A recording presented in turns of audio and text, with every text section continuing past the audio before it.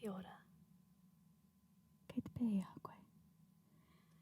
Before I start this video, I just wanted to make a statement so there is absolutely no confusion.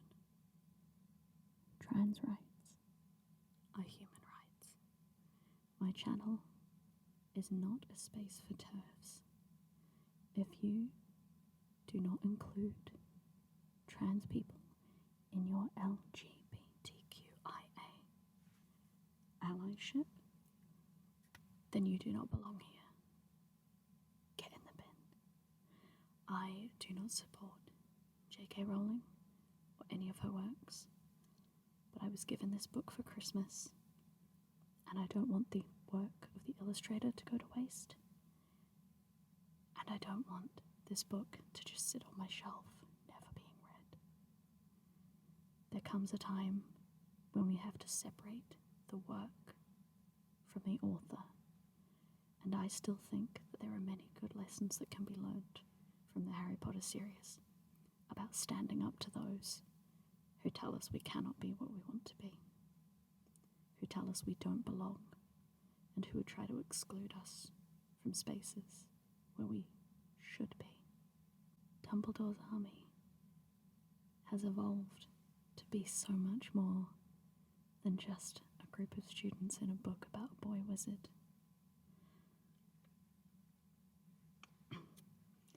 I will be releasing this as a podcast on my podcast channel for subscription only, and all proceeds from this episode will be donated to trans supporting charities.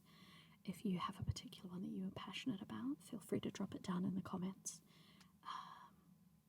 Thank you. Thank you for watching. I hope you enjoy. I wish you a very happy 2020 and a very merry fuck TERFs.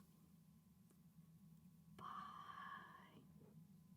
Harry Potter and the Philosopher's Stone, illustrated by Jim Kay.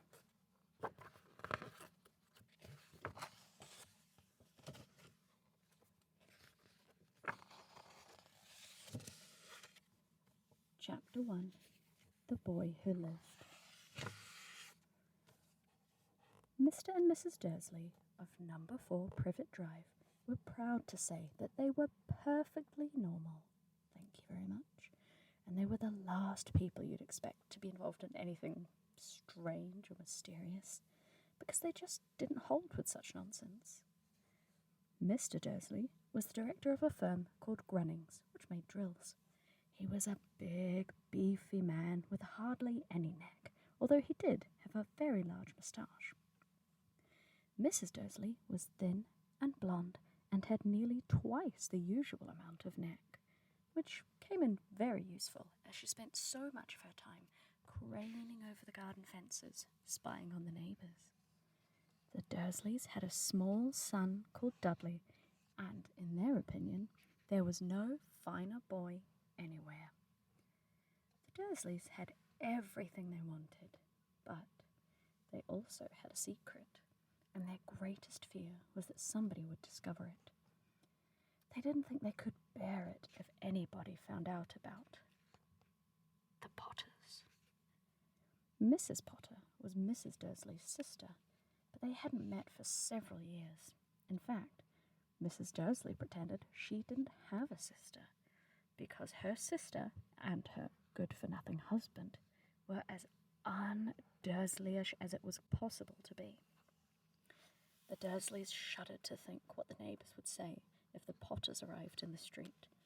The Dursleys knew that the Potters had a small son too, but they had never seen him. This boy was another good reason for keeping the Potters away. They didn't want Dudley mixing with a child like that.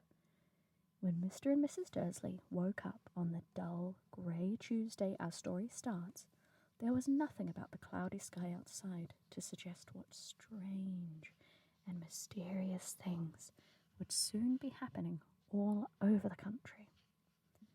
Mr. Dursley hummed as he picked out his most boring tie for work, and Mrs. Dursley gossiped away as she wrestled with a screaming Dudley in his high chair. None of them noticed a large tawny owl flutter flutter past the window. At 8:30, Mr. Dursley picked up his briefcase, pecked Mrs. Dursley on the cheek, and tried to kiss Dudley goodbye, but missed because Dudley was now having a tantrum and throwing his cereal at the walls. "Little tyke," chortled Mr. Dursley as he left the house. He got into his car and backed out of number 4's drive. It was on the corner of the street that he noticed the first sign of something peculiar, a cat reading a map. For a second, Mr. Dursley didn't realise what he'd seen. Then he jerked his head around to look again. There was a tabby cat standing on the corner of Privet Drive, but there wasn't a map in sight. What could he have been thinking of? It must have been a trick of the light. Mr. Dursley blinked and stared at the cat. It stared back. As Mr. Dursley drove around the corner and up the road, he watched the cat in his mirror. It was now reading the sign that said Privet Drive. No, looking at the signs. Cats couldn't read maps or signs. Mr. Dursley gave himself a little shake and put the cat out of his mind. As he drove towards town, he thought of nothing except a large order of drills he was hoping to get that day. But on the edge of town, drills were driven out of his mind by something else. As he sat in the usual morning traffic jam, he couldn't help noticing that there seemed to be a lot of strangely dressed people about. People in cloaks. Mr. Dursley couldn't bear people who dressed in funny clothes, the get-ups you saw on young people. He supposed this was some stupid new fashion. He drummed his fingers on the steering wheel, and his eyes fell on a huddle of these weirdos standing quite close by. They were whispering excitedly together. Mr. Dursley was enraged to see that a couple of them weren't young at all. Why, that man had to be older than he was, and wearing an emerald green cloak. The nerve of him! But then it struck Mr. Dursley that this was probably some silly stunt. These people were obviously collecting for something. Yes, that would be it. The traffic moved on, and a few minutes later, Mr. Dursley arrived in the Grunnings car park, his mind back on the drills. Mr. Dursley always sat with his back to the window in his office on the 9th floor. If he hadn't, he might have found it harder to concentrate on drills that morning. He didn't see the owls swooping past in broad daylight, though people down on the street did. They pointed and gazed open-mouthed as owl after owl sped overhead. Most of them had never even seen an owl at night time. Mr. Dursley, however, had a perfectly normal, owl-free morning. He yelled at 5 different people. He made several important telephone calls and shouted a bit more. He was in a very good mood until lunchtime, when he thought he'd stretch his legs and walk across the road to buy himself a bun from the baker's opposite. He'd forgotten all about the people in cloaks until he passed a group of them next to the baker's. He eyed them angrily as he passed. He didn't know why, but they made him uneasy. This lot were whispering excitedly too. He couldn't see a single collecting tin. It was on his way back past them, clutching a large donut in a bag, when he caught a few words of what they were saying. The porters, that's right, that's what I heard. Yeah, their son Harry. Mr. Dursley stopped dead.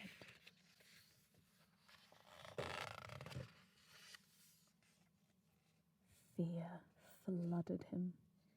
He looked back at the whisperers as if he wanted to say something to them, but thought better of it. He dashed back across the road, hurried up to his office, snapped at his secretary not to disturb him, seized his telephone, and had almost finished dialing his home number when he changed his mind. He put the receiver back down, stroked his mustache, thinking, No, he was being stupid. Potter wasn't such an unusual name. He was sure there were lots of people called Potter who had a son called Harry. Come to think of it, he wasn't even sure his nephew was called Harry. He'd never even seen the boy. It might have been Harvey or Harold. There was no point in worrying Mrs. Dursley. She always got so upset at any mention of her sister. He didn't blame her if he'd had a sister like that. But all the same, those people in cloaks. He found it a lot harder to concentrate on drills that afternoon, and when he left the building at 5 o'clock, he was still so worried that he walked straight into someone just outside the door. "Sorry," he grunted as the tiny old man stumbled and almost fell.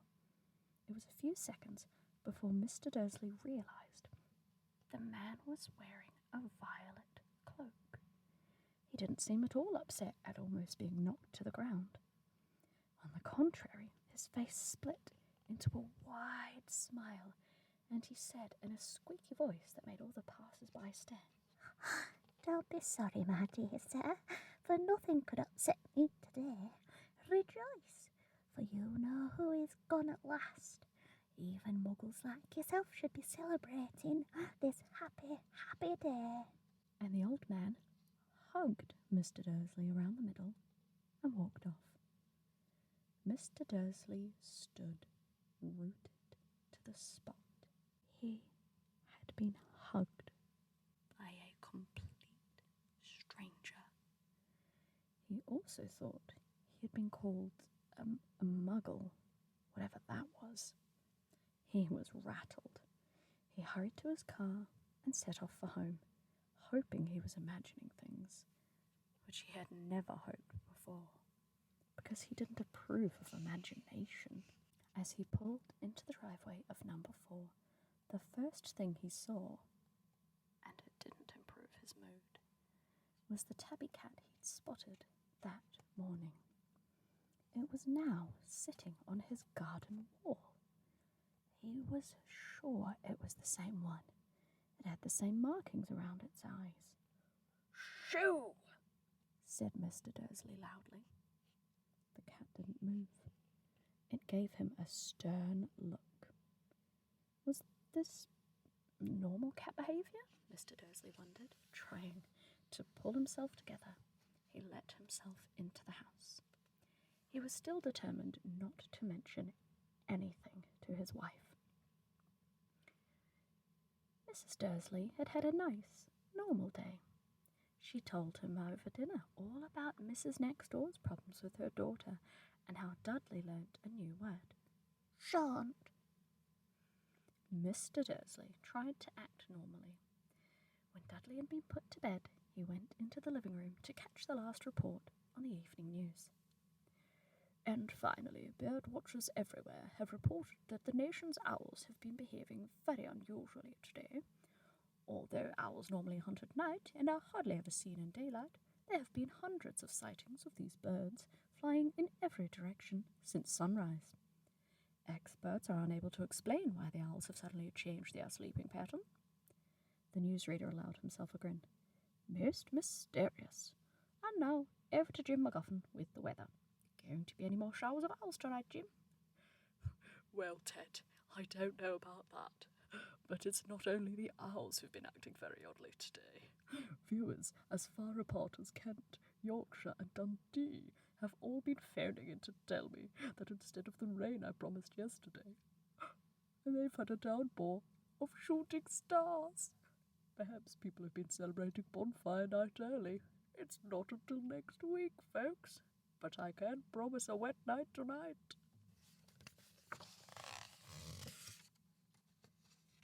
Mr. Dursley sat frozen in his armchair. Shooting stars all over Britain. Owls flying by daylight. Mysterious people in cloaks all over the place. And a whisper, whisper, whisper about the Potters. Mrs. Dursley came into the living room carrying 2 cups of tea. It was no good. He'd have to say something to her. He cleared his throat nervously. Petunia, dear, you haven't heard from your sister lately, have you? As he expected, Mrs. Dursley looked shocked and angry. After all, they normally pretended she didn't have a sister. No, she said sharply. Why? Funny stuff on the news, Mr. Dursley mumbled. Owls, shooting stars. There are a lot of funny-looking people in town today. So? Snapped Mrs. Dursley. Well, I just thought maybe it was something to do with, a lot.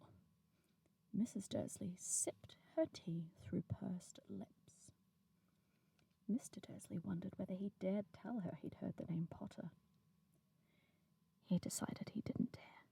Instead, he said, as casually as he could, There's son. He'd be about Dudley's age now, wouldn't he? I suppose so, said Mrs. Dursley stiffly. What's his name again? Howard, isn't it? Harry. Nasty common name, if you ask me.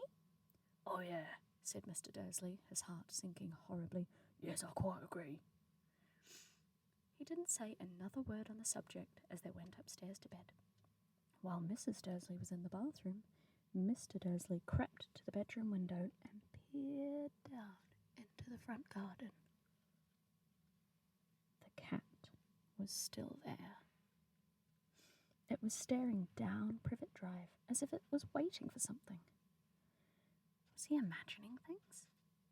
Could all this have anything to do with the Potters? If it did, if it got out that they were related to a pair of... Well, he didn't think he could bear it. The Dursleys got into bed. Mrs. Dursley fell asleep quickly, but Mr. Dursley lay awake, turning it all over in his mind. His last comforting thought before he fell asleep was that even if the Potters were involved, there was no reason for them to come near him and Mrs. Dursley. The Potters knew very well what he and Petunia thought about them and their kind. He couldn't see how he and Petunia could get mixed up in anything that might be going on. Yawned. And turned over. It couldn't affect them. How very wrong he was. Mr. Dursley might have been drifting into an uneasy sleep, but the cat on the wall outside was showing no sign of sleepiness. It was sitting still as a statue, its eyes fixed unblinkingly on the far corner of Privet Drive. It didn't so much as quiver when a car door slammed in the next street, nor when 2 owls swooped overhead. In fact, it was nearly midnight before the cat moved at all. A man appeared on the corner that the cat had been watching. Appeared so suddenly and silently, you'd have thought he just popped out of the ground. The cat's tail twitched, and its eyes narrowed. Nothing like this man had ever been seen in Privet Drive. He was tall, thin, and very old, judging by the silver of his hair and beard, which were both long enough to tuck into his belt. He was wearing long robes, a purple cloak which swept the ground, and high-heeled, buckled boots. His blue eyes were light, bright, and sparkling behind half-moon spectacles, and his nose was very long and crooked, as though it had been broken at least twice. This man's name was Albus Dumbledore. Albus Dumbledore didn't seem to realize that he had just arrived in a street where everything from his name to his boots was unwelcome. He was busy rummaging in his cloak, looking for something. But he did seem to realize he was being watched, because he looked up suddenly at the cat, which was staring at him from the other end of the street. For some reason, The sight of the cat seemed to amuse him. He chuckled and muttered, I should have known. He had found what he was looking for in his inside pocket. It seemed to be a silver cigarette lighter. He flicked it open, held it up in the air, and clicked it. The nearest street lamp went out with a little. He clicked it again. The next lamp flickered out into darkness 12 times. He clicked the putter outer until the only lights left in the whole street were 2 tiny pinpricks in the distance, which were the eyes of the cat watching him. If anyone looked out of their window now, even beady-eyed Mrs. Dursley, they wouldn't be able to see anything that was happening down on the pavement. Dumbledore slipped the put-outer back inside his cloak and set off down the street towards number 4, where he sat down on the wall next to the cat. He didn't look at it, but after a moment he spoke to it. Fancy seeing you here, Professor McGonagall. He turned to smile at the tabby, but it had gone. Instead, he was smiling at a rather severe-looking woman who was wearing square glasses exactly the shape of the markings the cat had had around its eyes. She, too, was wearing a cloak, an emerald one. Her black hair was drawn into a tight bun. She looked distinctly ruffled. How did you know it was me? She asked. My dear Professor, I've never seen a cat sit so stiffly. You'd be stiff if you'd been sitting on a brick wall all day, said Professor McGonagall. All day? When you could have been celebrating? I must have passed a dozen feasts and parties on my way here. Professor McGonagall sniffed angrily. Oh, yes, everyone's celebrating all right, she said impatiently. You'd think they'd be a bit more careful, but no. Even the Muggles have noticed something's going on. It was on their news. She jerked her head back at the Dursleys' dark living room windows. I heard it. Flocks of owls. Shooting stars. Well, they're not completely stupid. They were bound to notice something. Shooting stars down in Kent. I'll bet that was Daedalus Diggle. He never had much sense. You can't blame them, said Dumbledore gently. We've had precious little to celebrate for 11 years. I know that, said Professor McGonagall irritably, but that's no reason to lose our heads. People are being downright careless, out on the streets in broad daylight, not even dressed in Muggle clothes, swapping rumours. She threw a sharp, sideways glance at Dumbledore here, as though hoping he was going to tell her something. But he didn't. And so she went on. A fine thing it would be if, on the very day you-know-who seems to have disappeared at last, the Muggles found out about us all. I suppose it really has gone, Dumbledore. It certainly seems so. We have much to be thankful for. Would you care for a sherbet lemon? A what? A sherbet lemon. They're a kind of Muggle sweet I'm rather fond of. No, thank you, said Professor McGonagall coldly, as though she didn't think this was the moment for sherbet lemons. As I say, even if you know who has gone. My dear Professor, surely a sensible person like yourself can call him by his name. All this you-know-who nonsense. For 11 years I've been trying to persuade people to call him by his proper name. Voldemort. Professor McGonagall flinched, but Dumbledore, who was unsticking 2 sherbet lemons, seemed not to notice. It all gets so confusing if we keep saying you-know-who. I have never seen any reason to be frightened of saying Voldemort's name. I know you haven't, said Professor McGonagall, sounding half exasperated, half admiring. But you're different. Everyone knows you're the only one you know who...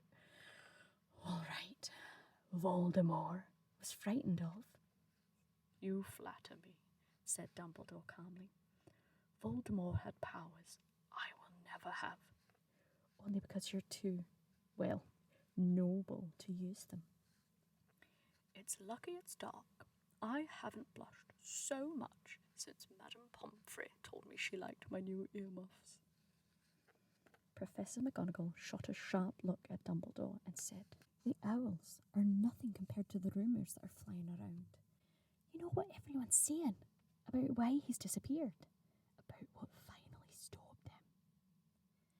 It seemed that Professor McGonagall had reached the point she was most anxious to discuss, the real reason she had been waiting on a cold, hard wall all day.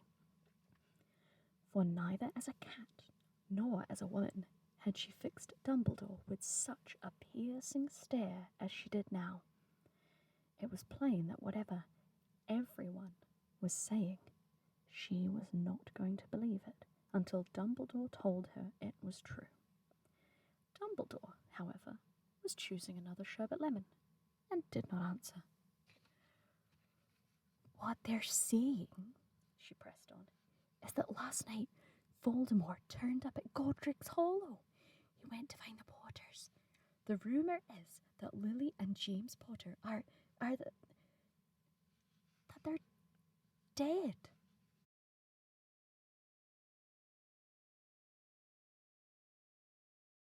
Dumbledore bowed his head. Professor McGonagall gasped. "Lily and James? I can't believe it. I didn't want to believe it. Oh, Albus." Dumbledore reached out and patted her on the shoulder. I know, he said heavily. Professor McGonagall's voice trembled as she went on.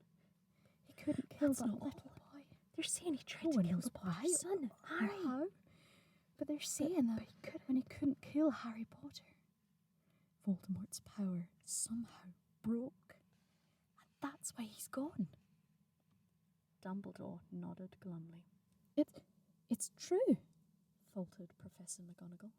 "After all he's done, all the people he's killed, he couldn't kill a little boy.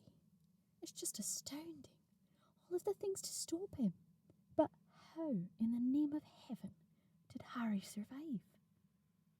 We can only guess, said Dumbledore.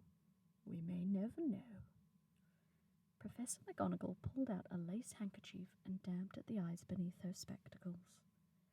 Dumbledore gave a great sniff as he took a golden watch from his pocket and examined it. It was a very odd watch. It had 12 hands, but no numbers. Instead, little planets were moving around the edge. It must have made sense to Dumbledore, though, because he put it back in his pocket and said, Hagrid's late. I suppose it was he who told you I'd be here, by the way. "Yes," said Professor McGonagall, "and I don't suppose you're going to tell me why you're here, of all places?" I've come to bring Harry to his aunt and uncle. They're the only family he has left now.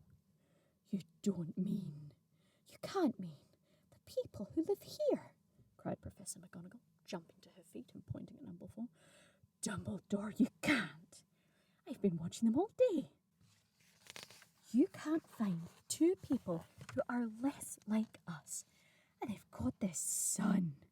I saw him kicking his mother all the way up the street, screaming for sweets. Harry Potter, come and live here." It's the best place for him, Dumbledore said firmly. His aunt and uncle will be able to explain everything to him when he's older. I've written them a letter. "A letter?" Professor McGonagall repeated faintly, sitting back down on the wall. "Really, Dumbledore, you think you can explain all this in a letter? These people will never understand him. He'll be famous, a legend. I wouldn't be surprised if today was known as Harry Potter Day in the future. There will be books written about Harry. Every child in our world will know his name." Exactly, said Dumbledore, looking very seriously over the top of his half-moon glasses. It would be enough to turn any boy's head. Famous before he could walk and talk. famous for something he can't even remember? Can't you see how much better off he'll be growing up away from all that until he's ready to take it?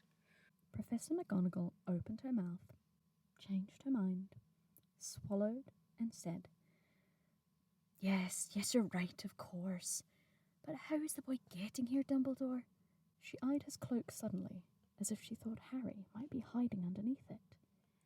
Hagrid's bringing him. You think it wise to trust Hagrid with something as important as this? I would trust Hagrid with my life, said Dumbledore.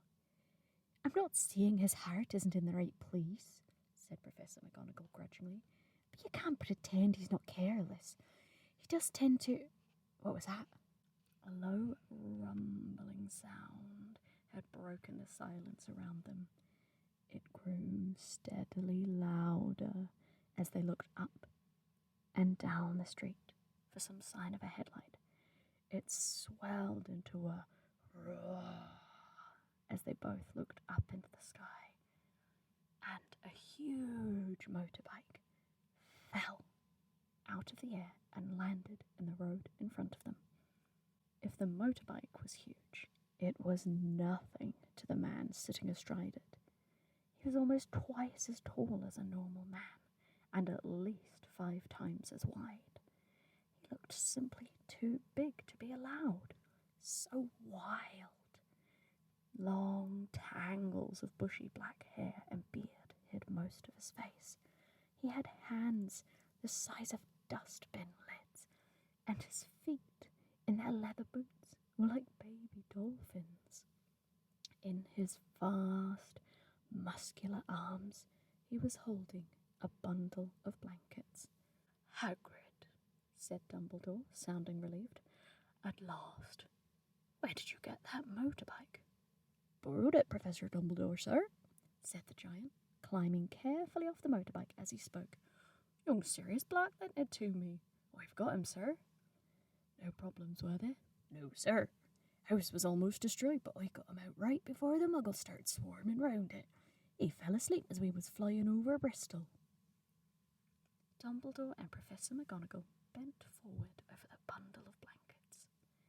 Inside, just visible, was a baby boy, fast asleep. Under a tuft of jet black hair over his forehead, they could see a curiously shaped cut, like a bolt of lightning. Is that where? Whispered Professor McGonagall. Yes, said Dumbledore. He'll have that scar forever. Couldn't you do something about it, Dumbledore? Even if I could, I wouldn't. Scars can come in useful. I have this one above my left knee, which is a perfect map of the London Underground.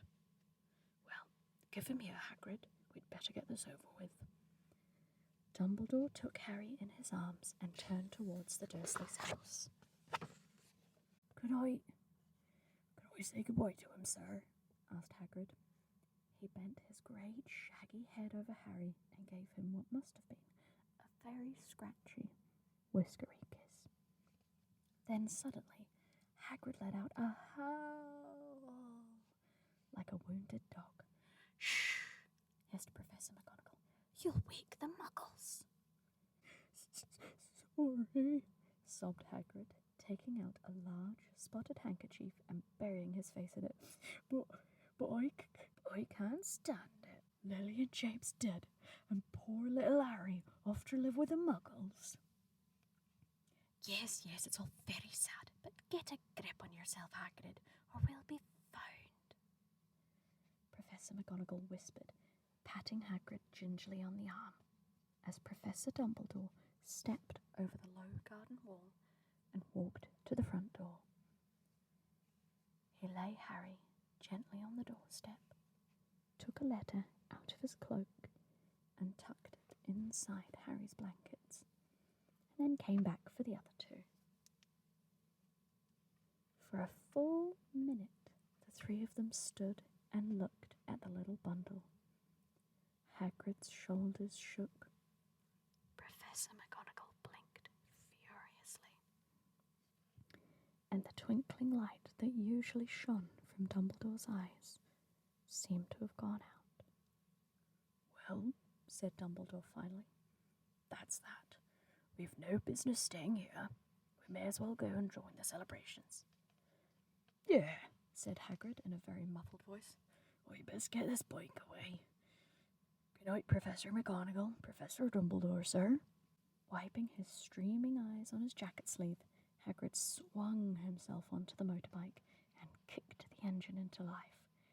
With a roar, it rose into the air and off into the night.